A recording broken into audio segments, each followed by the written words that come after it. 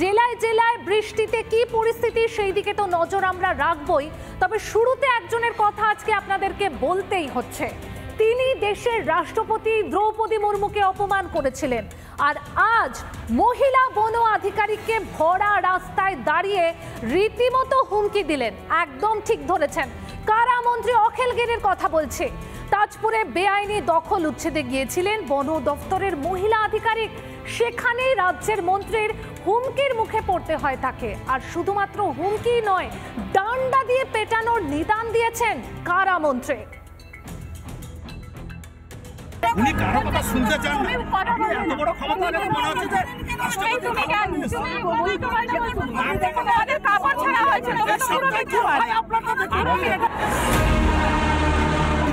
আপনি আসেন, আপনি ফিরে যেতে পারবেন না। আমি আপনাকে মুখ্যমন্ত্রীর হুঁশিয়ারির পরেও জবরদখলকারীদের পক্ষে গলা ফাটাচ্ছেন রাজ্যের মন্ত্রী। জবরদখলকারীদের পাশেই রাজ্যের কারামন্ত্রী। তাজপুরে হকার উচ্ছেদে বাধা তো দিলেনই, বেআইনি দোকান তুলতে গেলে বন আধিকারিককে শাসানিও দিলেন অখিল গিরি। আপনি সবাইকে নিয়ে চলুন, বেশি দিন থাকতে পারবেন না, আপনার আয়ু 7-8 দিন 10 দিন। আমি আপনাকে বলছি যে বিড অফিসার আমি জানি ফরেস্টের কি কাজ হয়, কত বড় দুর্নীতি আমরা সব জানি। আপনি এখানে থাকবেন না, ওরা থাকবে সারা বছর। ভিতরে যদি আপনি আসেন, আপনি ফিরে যেতে পারবেন না। আমি আপনাকে পরে নিজের পক্ষে সাফাইও দিয়েছেন অখিল গিরি। এই রেঞ্জার 11টার সময় রাতের বেলা যখন সবাই ঘরে আছে, তখন করাত দিয়ে বাঁশ কেটে এই সমস্ত দোকান আজকে তুলে ভেঙে দিয়েছে। এতগুলো লোকের কে উচ্ছেদ করছে, এতগুলো লোককে আজকে বেকার করে দেওয়ার চেষ্টা করছে। তার জন্য আজকে আমি এখানে এসেছিলাম। হ্যাঁ, এটা ফরেস্ট ল্যান্ড। যদিও কারামন্ত্রীর মন্তব্যকে সমর্থন করেননি তৃণমূল বিধায়ক উত্তম বারিক। কিভাবে মানুষের স্বার্থে সেই জায়গাটাকে আমরা ব্যবহার করতে পারি জনস্বার্থে, সেটা চিন্তাভাবনা আধিকারিকরা করছেন। তবে নিশ্চিতভাবে ফরেস্টের জমি হোক আর সরকারি জমি হোক, যদি কেউ জবরদখল করে বসে থাকেন বা জবরদখল করার চেষ্টা করেন, তাদেরকে অনুরোধ করব যে সরে যাওয়ার জন্যে। মুখ্যমন্ত্রীর নির্দেশের পরেও কারামন্ত্রীর গলায় দখলদার নিয়ে অন্য সুর।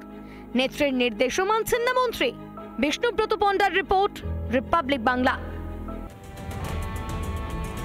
রাষ্ট্রপতি দ্রৌপদী মুর্মুকে অপমান আর আজকে একদম ভরা রাস্তায় দাঁড়িয়ে মহিলা বন আধিকারিককে হুমকি, আর তারপরেও বহাল তবিয়াতে ঘুরে বেড়াচ্ছেন কারামন্ত্রী। এই নিয়েই আজকে প্রশ্ন করবে সৃজিতা, হচ্ছেটা কিতে ঠিক 4:57 নজর রাখবেন আপনারা।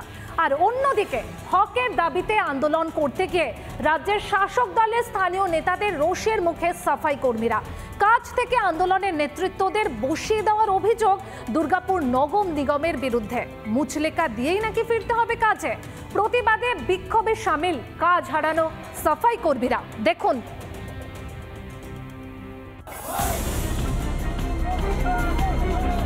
কংগ্রেসের শ্রমিক সংগঠনের ব্যানারে আন্দোলন করতে গিয়ে কাজ হারানোর অভিযোগ। সমকাজে সমবেতনের দাবিতে আন্দোলন করে স্থানীয় তৃণমূল নেতাদের চক্ষুশূল। আন্দোলনের নেতৃত্ব দেওয়া সাফাই কর্মীদের বসিয়ে দেওয়ার অভিযোগ দুর্গাপুর নগর নিগমের বিরুদ্ধে। প্রতিহিংসামূলক রাজনীতি করছে দুর্গাপুর নগর নিগম, এই গুরুতর অভিযোগ করছে আইএনটিইউসির সাফাই কর্মচারী ইউনিয়নের সভাপতি সুভাষ সাহা। তিনি যেটা বলছেন যে গণতান্ত্রিক পদ্ধতিতে আন্দোলন করতে গিয়ে এখন কাজ হারাতে বসেছে প্রায় 150 জন সাফাই কর্মী। আইএনটিইউসির যারা নেতৃত্ব দেয় বিভিন্ন ওয়ার্ডে, বেছে বেছে তাদেরকেই কাজ থেকে বসিয়ে দেওয়া হয়েছে। অভিযোগ করছে প্রাক্তন তৃণমূল কাউন্সিলরের কাছে মুচলেকা দিলে তবেই মিলবে পুনর্বহলের সুযোগ। প্রতিবাদে দুর্গাপুর নগর নিগমের 4 নম্বর বোরোর এক আধিকারিককে ঘিরে ধরে বিক্ষোভ দেখান দুর্গাপুর নগর নিগমের সাফাই কর্মীদের একাংশ। যাদেরকে বসাবার চিন্তা ভাবনা করছেন তাদেরকে কাজ ফিরিয়ে দেন। কাজ যখন কেউ দিতে পারবে না, তার কাজ খাওয়ার অধিকার কারণ নেই। দীর্ঘ 10 বছর 15 বছর 20 বছর ধরে এরা কাজ করছে। আমরা আপনাদের কাছে আবেদন করছি, প্রতিহিংসার রাজনীতি করবে না। চিঠি করতে হবে যে 3 দিন কি কারণে আসেনি, কিংবা কাজটা কেন জোরপূর্বক যেখানে কাজ হচ্ছিল সেগুলো কেন বন্ধ করেছে, সেটা রিটিন ভাবে ওনার কাছে দেবো। কাকে দিতে হবে? ধর্মেন্দ্র যাদব, আমাদের বোর্ড অফ অ্যাডমিনিস্ট্রেশন, আমাদের এই বোর্ডের যে চার্জে আছেন ওনার কাছে। যতদিন না পর্যন্ত চিঠি দিচ্ছে ততদিন পর্যন্ত বেতন বৈষম্য নিয়ে আগামী 10 তারিখ আন্দোলনকারীদের সঙ্গে আলোচনায় বসার কথা দুর্গাপুর নগর নিগম কর্তৃপক্ষের। তবে তার আগে কেন বেছে বেছে আন্দোলনের মাথায় থাকা সাফাই কর্মীদের বসিয়ে দেওয়া হলো বা মুচলেকার নির্দেশ দেওয়া হলো? তারা আন্দোলন করতে পারে, আন্দোলনের সেদিনে বসেছিল কোনো একটা মানে ছাতা রাজনীতি নিজে যদি সাফাই কর্মীরা নিজেদের অভাব অভিযোগ জানাতেই পারে, কিন্তু কিছু আপনার এলাকায় আমার কাছে ছবিও আছে, যদি কোনো সাফাই কর্মী কাজ করতে ইচ্ছুক তাদেরকে গিয়েও কিন্তু মারধর করা হয়েছে এবং মানে একটা যেটা দাদাগিরি বলে সেরকম কিন্তু এলাকাতে করা হয়েছে। যারা কাজ করছে তাদেরকে কাজ করতে দিই, 2-1 দিনের মধ্যে সমস্ত সমাধান হয়ে যাবে। আন্দোলনকারীদের পাশে থাকার বার্তা বিজেপি। পুলিশের ভয় দেখানো হচ্ছে, কেসের ভয় দেখানো হচ্ছে, যে কেস দেওয়া হবে উইথড্র করে নিন এবং বিভিন্ন জায়গা থেকে লোক নেওয়া হবে, আমাদের বাদ দেওয়া হবে। ভাবুন একবার, এই সরকার এই কর্পোরেটের কতটা অসচেতন, যে আন্দোলন করছে সঠিক আন্দোলন করছেন, আন্দোলন হওয়া উচিত, কেন পৌঁছাতে পারবে না? প্রশাসনের দ্বারস্থ হবে এবং যদি প্রশাসনের সর্বস্তরে দ্বারস্থ হয়ে যদি কোনো রকম তাদের বিরুদ্ধে দমন পীড়ন যদি বন্ধ না হয়, তাহলে বৃহত্তর আন্দোলনের পথে যাবে সাফাই কর্মচারীরা। দুর্গাপুর থেকে ক্যামেরা তাপসের সঙ্গে রমেন মজুমদারের রিপোর্ট, রিপাবলিক বাংলা। শুরুতেই আজকে আপনাদের বলেছিলাম যে জেলায় জেলায় নাগারে বৃষ্টির জেরে কি অবস্থা তার আপডেট দেব। নাগারে বৃষ্টির জেরে দক্ষিণবঙ্গের একাধিক জেলা এই মুহূর্তে জলের তলায় রয়েছে কঙ্কালীতলা অঞ্চল বিমানবন্দর। আরামবাগে ভারী বৃষ্টির জেরে ভেঙে পড়ল দোতলা বাড়ি, একাধিক জায়গায় যোগাযোগ বিচ্ছিন্ন, সমস্যা এলাকার বাসিন্দারা।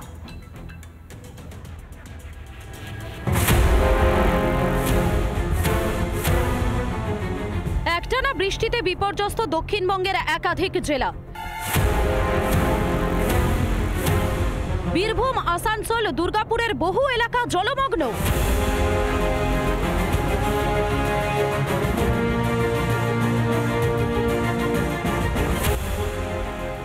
ডিভিসির মাইথন ও পাঞ্চেত জলাধার থেকে ছাড়া হলো জল। নতুন করে জল ছাড়ায় পার্শ্ববর্তী এলাকা প্লাবিত হওয়ার আশঙ্কা। আমি এই মুহূর্তে কিন্তু একেবারে এই যে মাইথন, যে ডিভিসির জলাধার, সেই মাইথনের ধারে রয়েছে, যেখানে মাইথন জলাধারের গেটগুলি রয়েছে। আমরা আজকে দেখাচ্ছি যে মাইথন জলাধারের অবস্থাটা কি রয়েছে। এখানে আমরা দেখতে পাচ্ছি একটা লক গেট এবং একটা যে মেন গেট, এই গেটের কিছু অংশ কিন্তু এখন পর্যন্ত খোলা হয়েছে।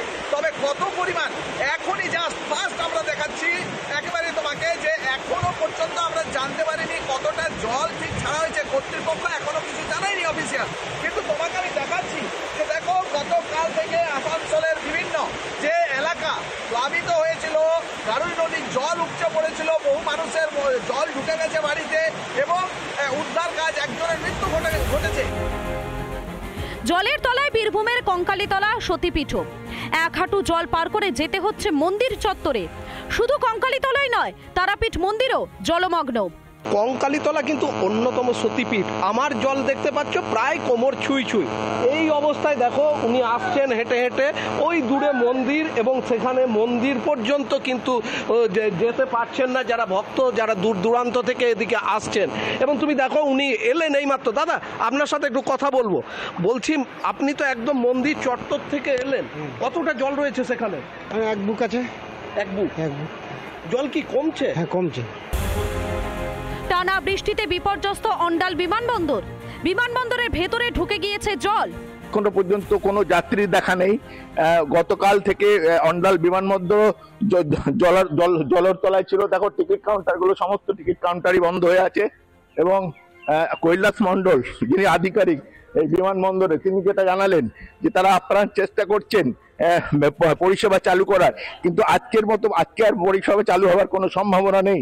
এবং এই দেখো পাম্প আনা হয়েছিল জল মারার জন্য। টানা বৃষ্টিতে আরামবাগে ভেঙে পড়ল দোতলা বাড়ি, সোশ্যাল মিডিয়ায় ভাইরাল ভিডিও। টানা বৃষ্টিতে জলমগ্ন কালনার লালজি মন্দিরও। জেলায় জেলায় বহু রাস্তাও জলের তলায়। ডিভিসি জল ছাড়া শুরু করেছে। বাংলার পরিস্থিতি কি আরো ভয়াবহ হতে চলেছে? রিপাবলিক বাংলা।